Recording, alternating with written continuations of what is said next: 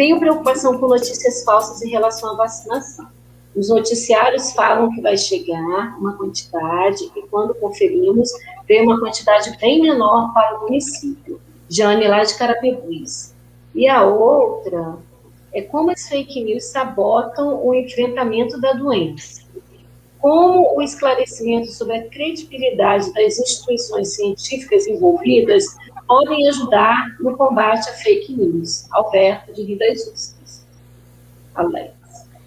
Então, assim, primeiro a gente separar, né? Essa dificuldade que as pessoas estão trazendo, assim, eu vejo na mídia que vai chegar 2.000 doses no meu município.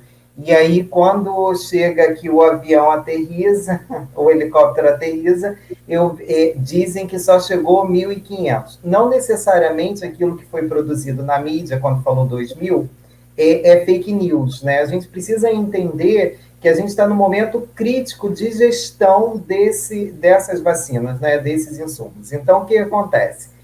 O tempo todo, isso pode modificar. Pode modificar porque o meio de transporte que ia trazer de um estado a outro, né, atrasou, e aí, né, aquele quantitativo não chega. Pode modificar que essa dinâmica mesmo de acometimento das pessoas, o que a gente viu um pouco no Amazonas, né? Se a gente for verificar agora, é o estado que tem maior número de vacinados. Por quê? Porque se privilegiou lá? Não, não é privilégio, é porque lá a questão estava muito grave. Então, precisava ter uma decisão de gestão de dizer, não, precisamos mandar mais para lá. Inclusive, isso é falar sobre equidade, né? Quando a gente fala no SUS, né? Dar mais a quem precisa de mais naquele determinado momento. Isso pode acontecer dentro de um próprio estado. Então, vocês imaginem, no Rio de Janeiro a gente tem 92 municípios, né? Até hoje cedo, a última atualização que eu vi, a região noroeste era que estava com mais grave na faixa, né? Então, isso pode acontecer, do governo estadual tratar de forma diferenciada esses locais, e aí não tem nenhuma fake news nesse sentido, né? Só para a gente tomar cuidado com isso. Nem tudo que não chegou da forma que foi falado é porque aquilo é fake news. É muito dinâmico esse processo de gerenciamento, né? A outra questão, o medo das notícias falsas, né? Eu costumo dizer que hoje a melhor forma de você prevenir é deixar bater no fofo. Então, chegou a notícia, você não tem certeza, né? Aquilo ali não tem uma identificação legítima, né?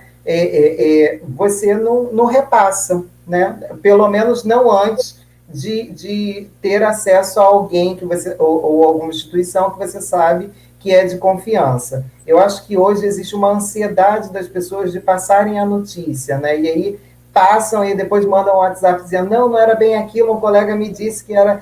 Gente, segura um pouquinho, porque se for real, ela vai aparecer no meio mais claro. E aí, nesse sentido, pensar a importância das instituições que já são instituições respeitadas. E aí, quando, né, o Eduardo também falou sobre isso, quer dizer, a Fiocruz, o Instituto Butantan, o Instituto Vital Brasil, são instituições que já produzem esse tipo de insumo, né, são instituições respeitadas nesta área, não só nacionalmente, mas internacionalmente. Então, assim, né, a gente precisa reconhecer isso, né? As nossas universidades, elas estão em vários rankings das melhores universidades do mundo, né? Se a gente quiser pensar que só o norte do estado, a UENF, né? Vira e mexe, há 15 dias atrás, se eu não me engano, a gente teve uma lista de professores da UENF que estavam dentre os pesquisadores mais influentes no mundo. Então, assim, a gente precisa olhar para essas instituições e entender que são instituições respeitadas, né? Eu acho que isso traz uma certa segurança. Agora, cuidado também com essa informação de que, assim, estou passando uma informação que um colega meu da Fiocruz disse. Não é também assim, né? A Fiocruz, ela tem um informativo diário no site dela. Então, quer dizer, vai lá, dá uma olhada, né? Utiliza o seu tempo, já que você vai utilizar passando, antes utiliza dando uma olhada. Saiu em algum boletim da Fiocruz, né? Saiu alguma matériazinha no site? porque se não saiu nada é para desconfiar.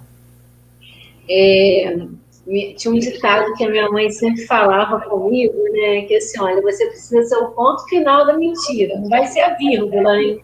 Não vai ser a vírgula, porque isso vai dar problema. Vai ser, muito ajuda quem não atrapalha. Não, é assim, eu vou até dar um exemplo em cima do que o Alex falou aí. Uma coisa que acontece, a gente aqui na Fiocruz do Ceará mesmo, a gente tem um símbolo, né, da Fiocruz na frente. O que aparece de gente que vai na frente desse símbolo e faz uma live falando como se fosse a Fiocruz, nem entra dentro da Fiocruz, porque não pode, porque a segurança não deixa entrar. Mas que vai na frente daquele símbolo e fala que a Fiocruz está fazendo, vai acontecer. Para você ter ideia, hoje eu vi um vídeo da pessoa falando que aqui na Fiocruz, a gente sabe que a produção é lá na Fiocruz do Rio, tem um projeto de se ter uma produção de vacina aqui na Fiocruz do Ceará, um terreno, mas está no terreno ainda, né? É uma coisa que vai ser construída ao longo de 2021. O cara foi na frente desse símbolo e falou que a gente já estava produzindo vacina aqui no Ceará desde o dia 1º de março. O nosso telefone aqui enlouqueceu das pessoas perguntando se a vacina estava aqui produzindo.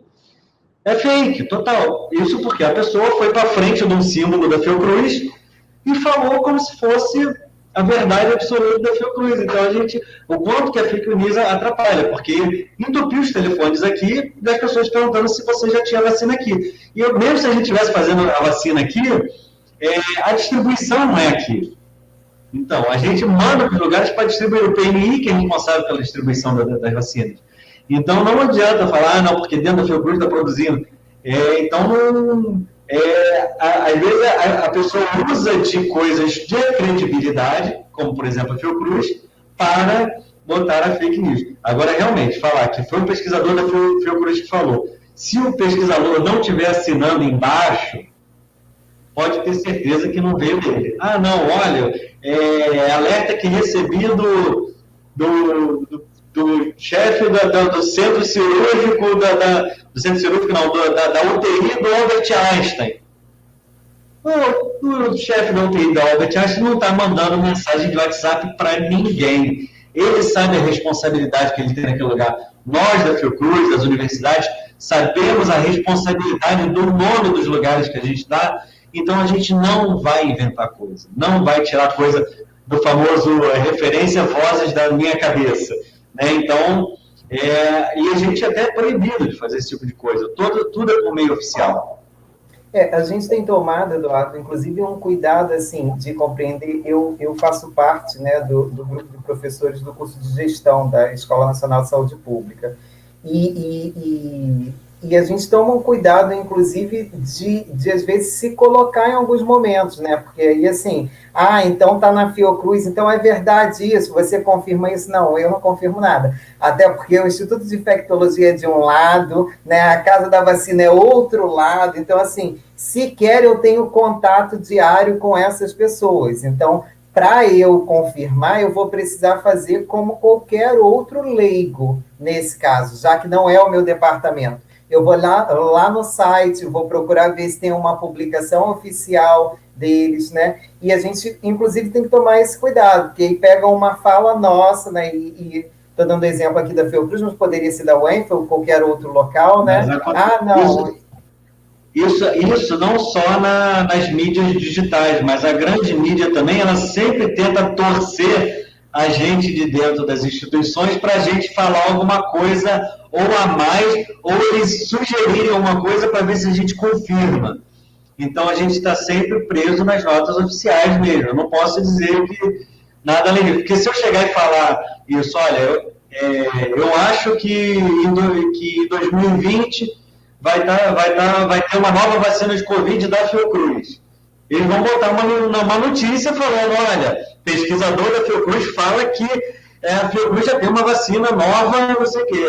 É tudo deturpado. Então, a gente não fala esse tipo de coisa. Então, porque sabe que a interpretação, principalmente a interpretação de quem é leigo do assunto, tende a ser ou para o lado mais sensacionalista ou para o lado do que ele realmente quer falar.